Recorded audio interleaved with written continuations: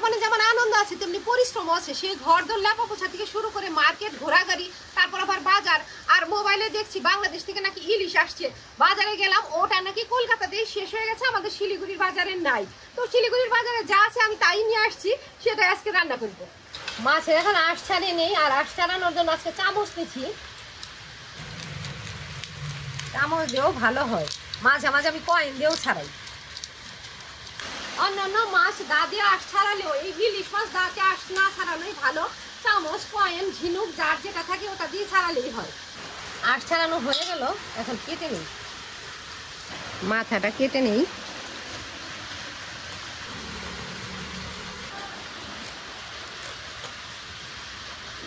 মাথা কেটে পেটের নোকাটা বের করে নিলাম, এখন পিস করে নিই।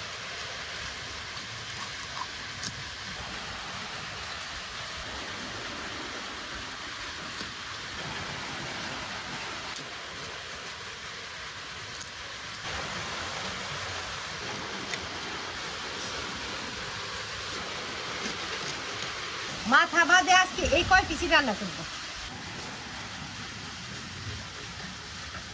মাছের পিসগুলো এখন হালকা ভাবে একবার ধুয়ে নিব।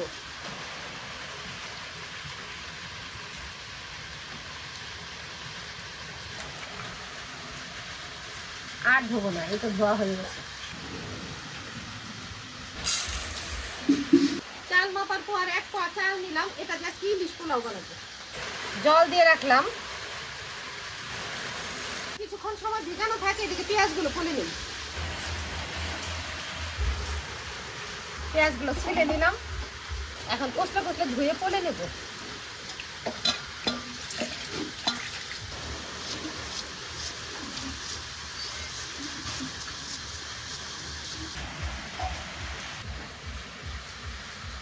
সব কটা পেঁয়াজই পলবো, কিছু বেটে দেবো, কিছু ভাজবো। যেগুলো বড় হবে ওগুলো বাটবো। উনুন জ্বালিয়ে নিচ্ছি, এখন কড়াইটা বসাবো। পোলাও তো সাধারণত ঘিয়ের সাথে সাদা তেলে করি, তবে যেহেতু আজকে তেলে আমি ইলিশগুলো কষাবো, তাই পেঁয়াজগুলো ভাজার সময় সর্ষের তেলেই ভাজবো। কড়াই গরম হয়ে গেছে, কড়াইতে তেল দিলাম। তেলও গরম হয়ে গেছে, এখান থেকে পেঁয়াজ কুচি দেবো, আর কিছু রেখে দেবো বাটার জন্য।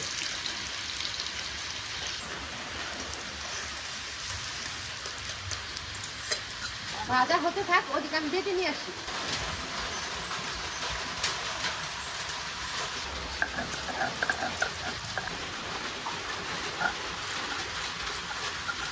সাথে কয়েকটা কাঁচা লঙ্কাও বেটে নেব। বাটা হয়ে গেছে, নামিয়ে নিলাম। পেঁয়াজগুলো প্রায় ভাজা হয়ে গেছে, অল্প পেঁয়াজ ভাজা এখন তুলে রাখবো।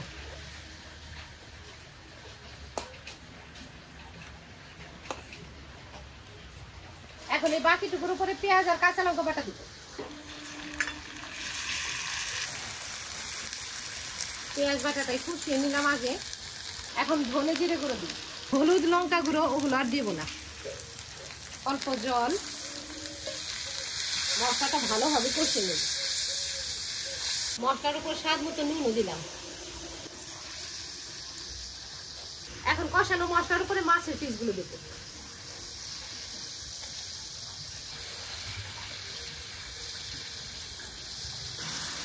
অল্প সময় জাল হতে থাক, আমি ওদিকে চালগুলো ঝরা দিই।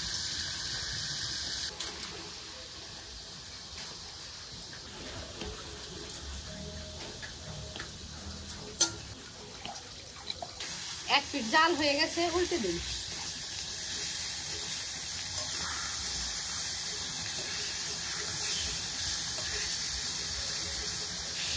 আমার খুকি যে কোনো মাছ না ভেজে রান্না করলে খেতে চায় না, তবে ইলিশ মাছের বেলায় তা না, ওই সর্ষে ইলিশ সব ইলিশই ভাপা ভাপা রান্না করলে বেশি পছন্দ করে।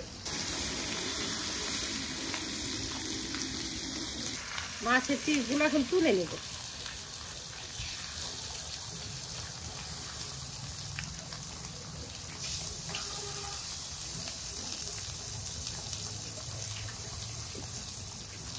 এখন এই কড়াই মশলার মধ্যে ঝরা দেওয়া চালগুলো দিব।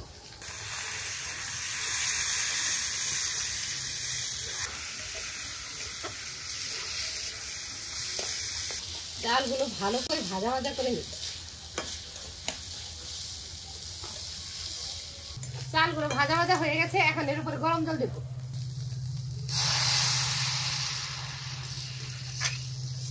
আর দেব ছোট বাটির 1 বাটি মালাই দুধ।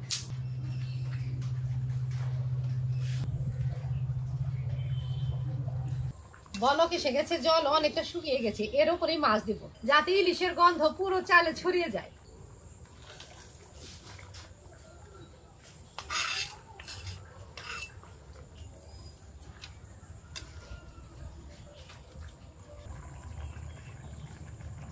আরো ভালোভাবে গন্ধ ছড়িয়ে যাওয়ার জন্য এক পিস ইলিশ চাইলে ভেঙেও দেওয়া যায়, সেক্ষেত্রে কাঁটাগুলো সব ভাতের সাথে মিশে যাবে, আমি তাই ভেঙে দিলাম না।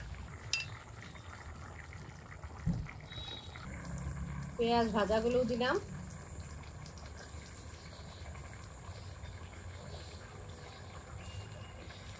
এখন অল্প ঘি ছড়িয়ে দিয়ে ঢাকা দিয়ে উনুনে বসিয়ে রাখবো। খাঁটি ঘি একটু বেশি দিলেও খেতে ভালো লাগবে।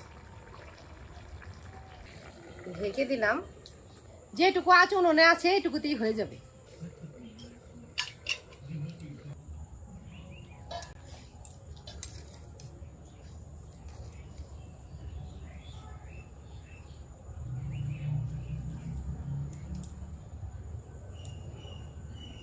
একদম ঝরঝরে হয়েছে।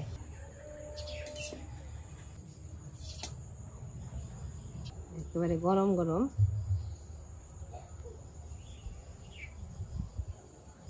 ইলিশটা একেবারে নরম হয়ে গেছে। নরম হবে না, আমার ঠাকুমা বলতো গরম ভাতের ভাপে যদি 1 পিস ইলিশ ঢুকিয়ে রাখা যায় তবেও নরম হয়ে যায়। আর এটা আগে কষিয়ে নিলাম, তারপরে আবার ওই চালের ভিতরে দিলাম, খুব নরম হয়েছে।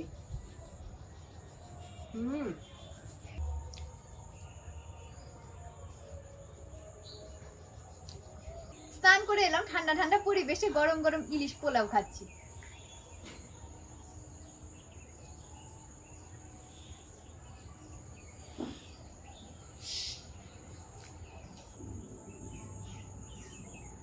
সেই স্বাদ হয়েছে। এই ছিল আজকের রান্না, বৃষ্টি বৃষ্টি পরিবেশে ইলিশ পোলাও করলাম। আশা করি রান্নাটা তোমাদের ভালো লেগেছে। তোমরা ভিডিওটাতে লাইক করো আর প্লিজ ভিডিওটা শেয়ার করে আমার পাশে থেকো।